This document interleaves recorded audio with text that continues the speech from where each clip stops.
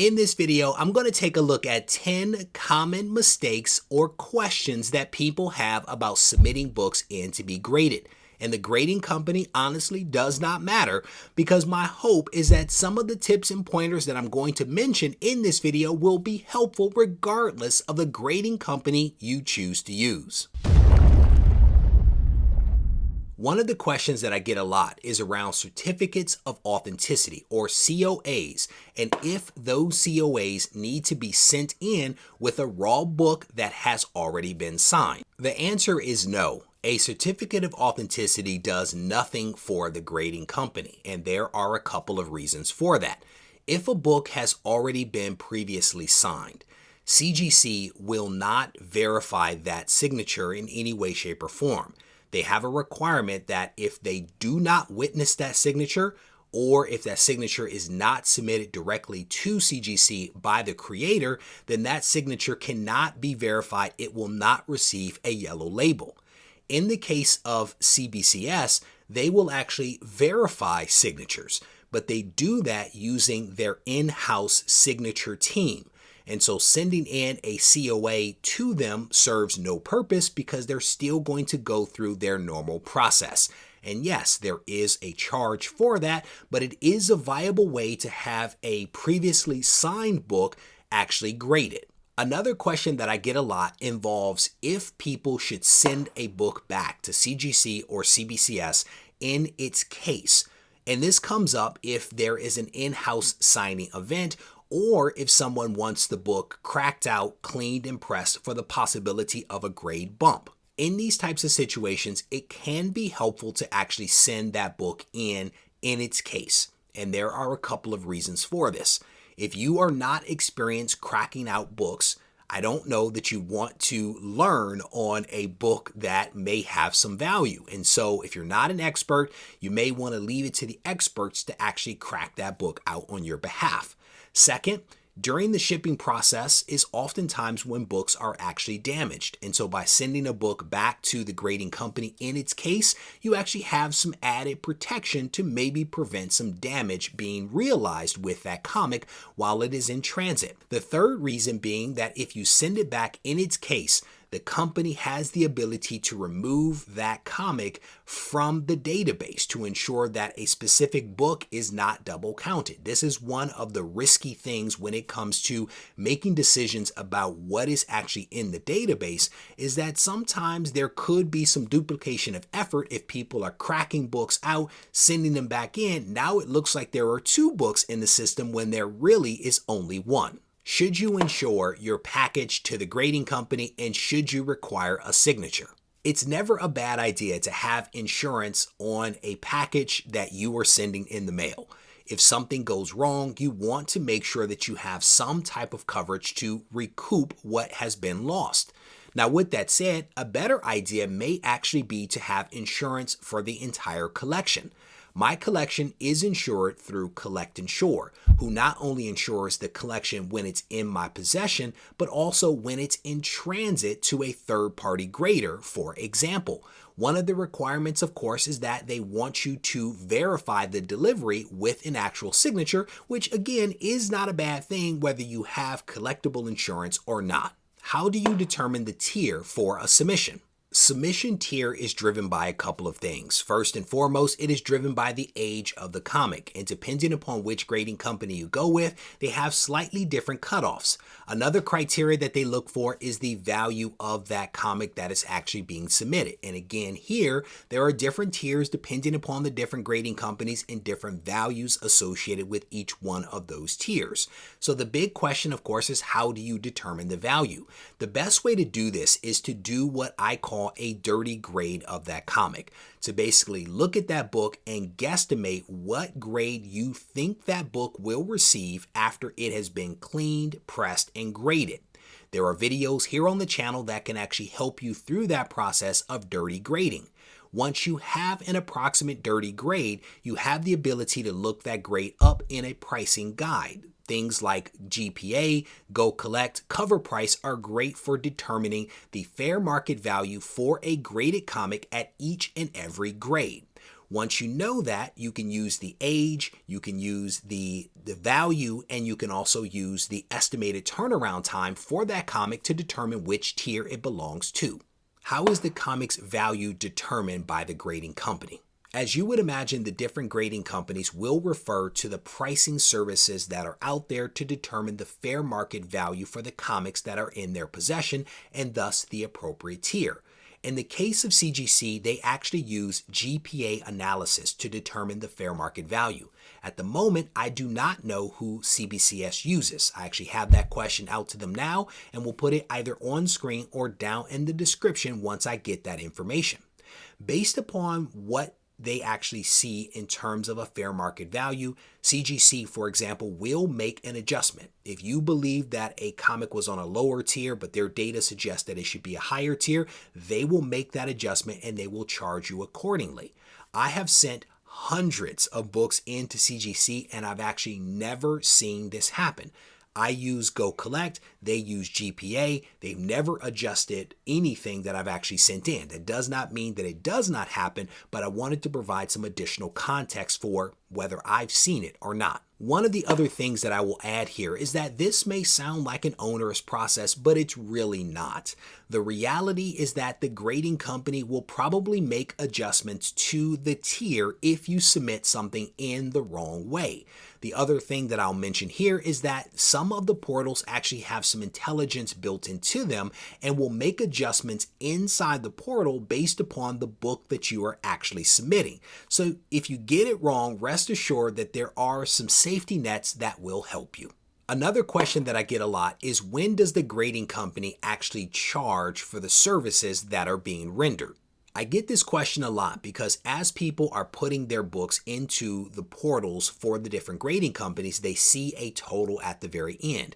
That is essentially just an estimate. That is not exactly what you're going to be paid because that number is generated based upon what you actually plug into the system, not what is actually true on the other end. So you have to wait for the books to actually be received before you start to figure out what your actual costs will be. When it comes to getting a book cleaned and pressed by CCS or CGC, they will essentially charge you after a book has actually been pressed. When it comes to CGC and grading, they will actually charge you as the book is entered into the system. So before the book is graded, they will charge your card. When it comes to CBCS, they will actually charge you once that invoice hits their system. So once everything has been received and opened up and they're keying things into the system on their side, that is when they'll charge your card. Do I need to press a book before it is graded? This is a question that I get a lot from people, and the answer is a little yes and a little no.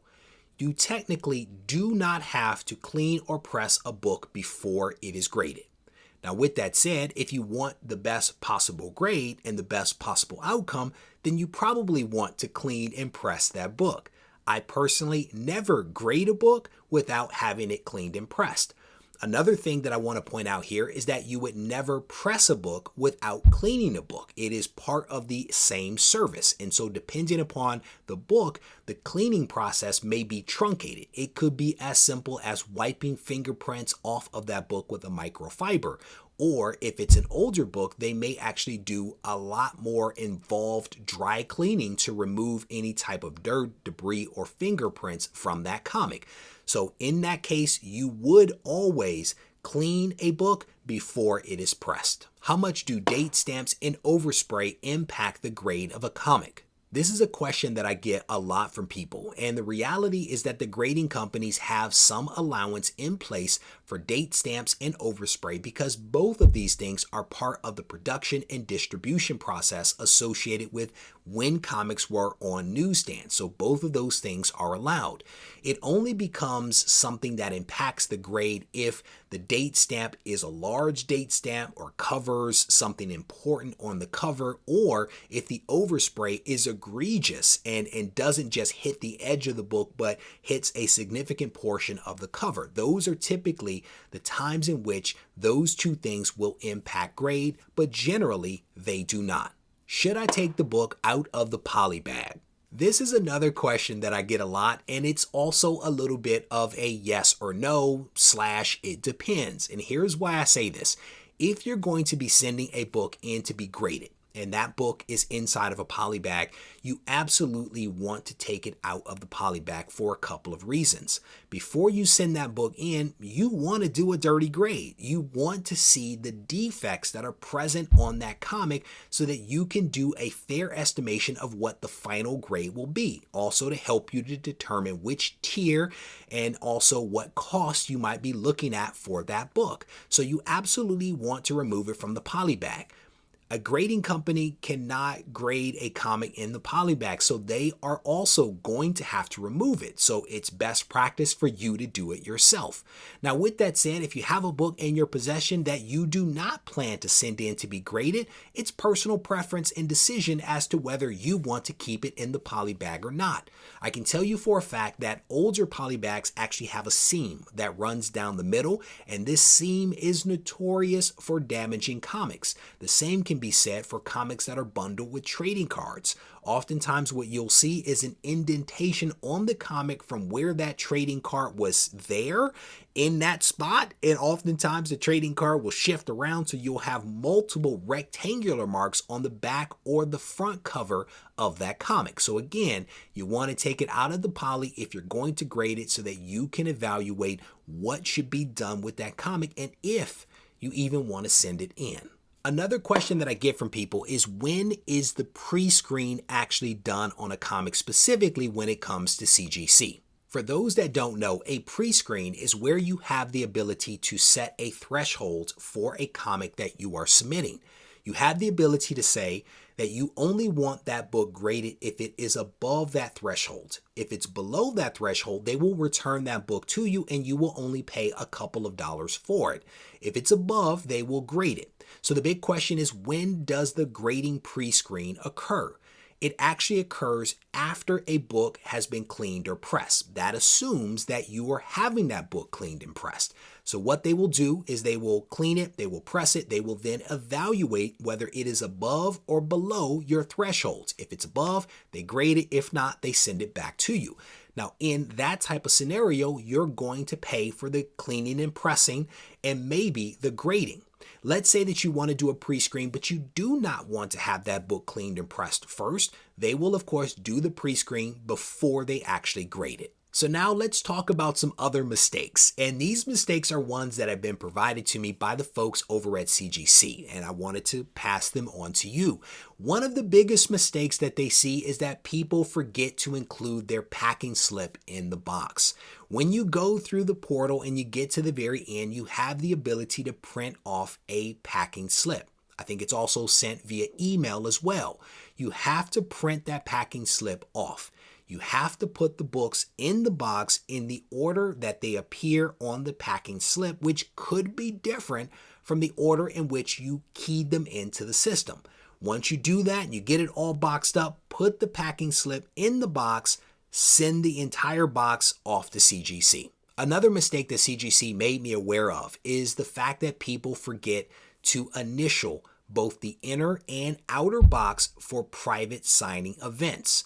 One of the things that you're supposed to do when you're submitting books for a private signing is initial the outside of the box so people know that that box is there for a private event. But when that box is opened up and the inner box is taken out, there's no initials on the inner box. So you have to make sure that you do both. The third thing that CGC wanted me to make you aware of is the fact that you have to use bubble wrap and packing supplies. All too often, they are receiving boxes from people that are not using any type of packing material. They are literally putting raw comics inside of a box and sending those comics in. As you all know, the Postal Service, FedEx, UPS do not take care of the things that they transport. So you have to use bubble wrap. Use protective packaging to ensure that your comics arrive safe and sound. There are several videos here on the channel that can provide you with insight into several different methodologies for bundling books up for safe transit. With that said, we are going to wrap this video up. I want to thank you for taking the time to watch. I hope that you found it informative, and if you have additional questions, make sure you leave those down in the comments section. If you need to reach out to me, feel free to do so on Instagram at Regie Collects. Take care.